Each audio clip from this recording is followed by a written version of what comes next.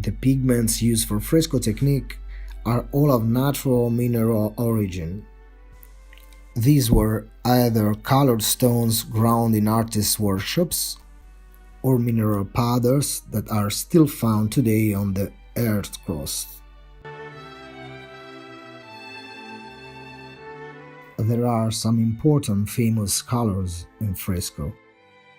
Look like the famous Sinopia, which comes from the lands of Sinop in Turkey, the raw sienna, which comes from Siena's hills, or the white earth took its name from the white cliffs of the Greek island, and many others.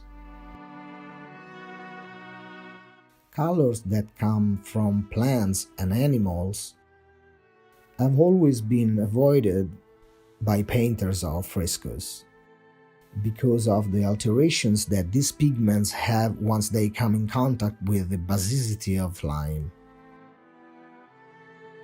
The mineral colors, by their nature, are not as bright as some organic colors that come from plants or insects. At some point in history, due to the demands of customers, artists had to use these colors in fresco, but they could not because the colors had a negative chemical reaction with the lime. Fresco painters were forced to switch to dry techniques using alternative organic binders such as yolk or oil. Even though the color range in fresco is limited, it is important to remember that these are the only colors in Fresco Technique that can guarantee a much longer conservation without alteration or aging. In 14th and 15th century, fresco painters were able, despite a limited palette, to reach such harmonious atmosphere in the colors of their works. Other more valuable pigments, for example blue tones, were always laid out in dry technique with an organic binder. Today, the largest cycles of frescoes give us a beautiful legacy of this technique. What we can still see shining on the plaster in excellent condition because it was done in fresco with this range of pigments.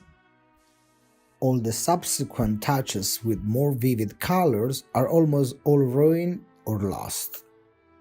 Colors to be used in frescoes are always ground with pure water. Distilled water is also used, but the best is lime water. Lime water used for this purpose should rest for some time, for it must be as clear as possible. Fresco pigments, once mixed with water, should be deposited on the bottom of the container due to their mineral nature. Vegetable and animal pigments remain in suspension on the water for a while instead, because they have a low specific weight and absorb less water. As you see, the pigments float on top of the water drops.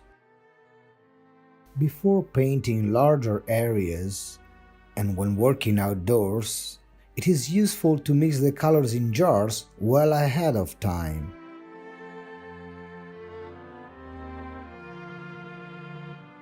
The Baroque period broke away from the pure fresco technique that had been used until the Renaissance. At that time, it became common to mix pigments with lime and employ binders containing animal substances overall for the dark tones and skim milk for lighter colors.